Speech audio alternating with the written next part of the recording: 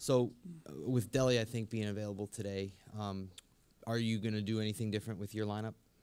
No, I'm not. We'll go as we've gone in the last few games. And is Ante, is he also available tonight? Yes, he is. Z will be available. So we'll have some bodies tonight. I don't know. I don't know exactly how much I'll be playing. Playing Big Z. Coming back after the sore knee, but he's a big body. I will have to throw it there tonight against the NAN team because they're just so big. And my last one, we didn't ask you about this yesterday, but what do you think? What didn't happen for McCaw that you would have liked to have seen? I don't think it was as much as what didn't happen. It was really what we mostly needed. With Delhi going down, we really didn't have a backup point. I had to throw Alec in there as backup point, and that wasn't really fair to him. So we made the decision. We really need another ball handler. In the worst way. So that was our reason for bringing in Cameron. We needed somebody that was a true point guard at that position. Somebody that can come in and play some backup minutes. Until Delhi came back. Jeff Shadell, News Herald. Larry, this is a halfway point of the season. Does it seem like that, or does it seem longer or shorter, or what? I should let you answer that. Nah, I mean, it feels about where we are. I mean, I know, some years where it does feel like it's going slower. Some years it feels like it's going faster. I guess with our situation, most people would think that it feels like it's going slow, but no, it feels pretty normal. So how would you assess, other than the record, obviously, how do you assess the way things are? Are you your record? I think other than the record, I think the things have gone pretty much kind of how I anticipated from a rebuild standpoint. Young guys, getting minutes. Young guys playing, playing minutes. Some games playing through their mistakes. Some games not. Different lineup combinations, which was something I didn't anticipate as much, to be perfectly honest. Particularly with Kevin being out, but after there was no Kevin, and then with what we had, just the different lineup changes that was they were more or less forced than actually what I really want to do, just because of injury and just one of those things. It's just one of those things, and I think for me and my staff, it hasn't been an easy task as far as juggling lineups and moving people around in different spots, but that was just the way things have gone, and we just have to do what we have to do. Larry, Steve Herrick from AP. Actually, this goes back a couple months ago when we asked you about being able to practice. Yeah. And not having enough players. Is it kind of the same thing now too? Or? Yeah, it has been. Yesterday morning I got up and I actually had kind of circled that date, knowing that would be a day that we would have a chance to really get some good practice work in. But got to the practice facility yesterday and found out that we weren't going to have enough bodies, and that we would have to use one of the coaches for sure, maybe two, to even to simulate some 5-on-5.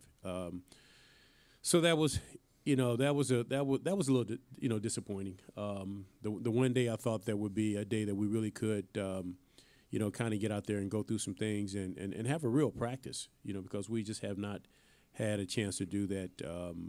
And then what happened yesterday. But again, we got to keep we got to keep striding. We got to keep moving, try to move forward as much as we can, and try to get in as much as we can. I know now that we're gradually starting to get bodies back.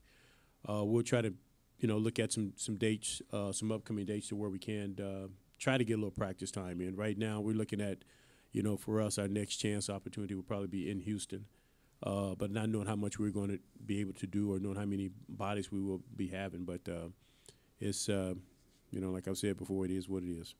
With you trying to work on like teaching points, and you can't really do that. Well, not just work on teaching points, but just to get some live work in on situational things.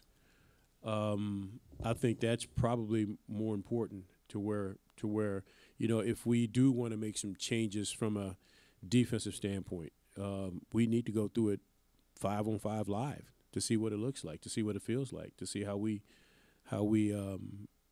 doing with it. We just can't walk through everything from a teaching standpoint.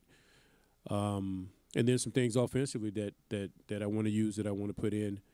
You need 5 bodies out there, and you need a defense out there to go against it, so you can see if it's something that could help you or not. So that's kind of the bad side of it. But we'll have to continue what we're doing, until we do, as I said, until we get bodies back, until we're able to, have some real practice time.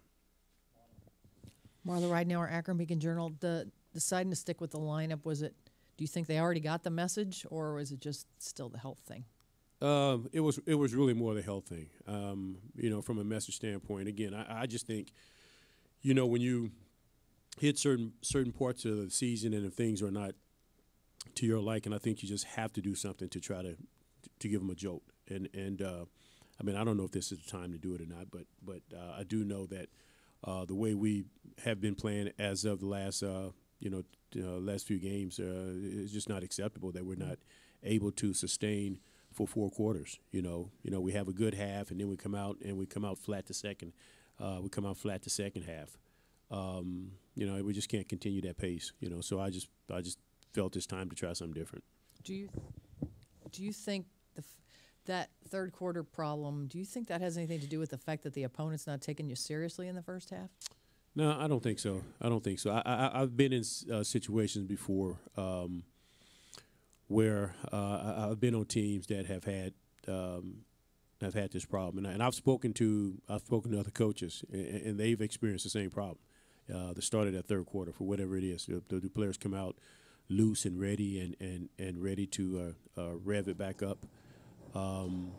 We're not the only team that has had that problem. There are other teams that have had that problem. But my concern is not the other team. My concern is about this team, because we've shown that we can, we can play some good basketball at times. But all it takes is a short window. And as I've said before, margin for error with this team is very small, and we just can't continue to come out flat like that every third quarter. Chris Fedor, Cleveland.com. Larry, is the ultimate plan to keep Larry Nance Jr. and Tristan Thompson together, or would it be more beneficial to stagger them? Don't know. I know, we had a stretch where we did play both guys together, and it did work pretty well. And then it hit a bump in the road. I made some changes with that.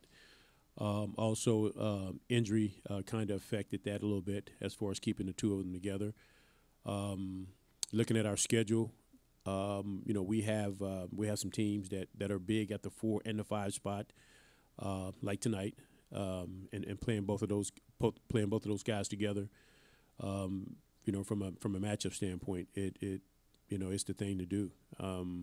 When Big Z went down, I was hoping that had he been available in some of those games, maybe put him in there with either Larry or either with Tristan. We're right now, we're just kind of looking to see what works and what doesn't work. But certainly against a team that has it has those big bodies, we really need to make sure that we don't start behind the 8 ball and start small. I played Jetty at some 4. When Nwaba was healthy, he played some 4. But, I have to be very careful as far as who I do play at that 4 spot, particularly, if they're big at the 4.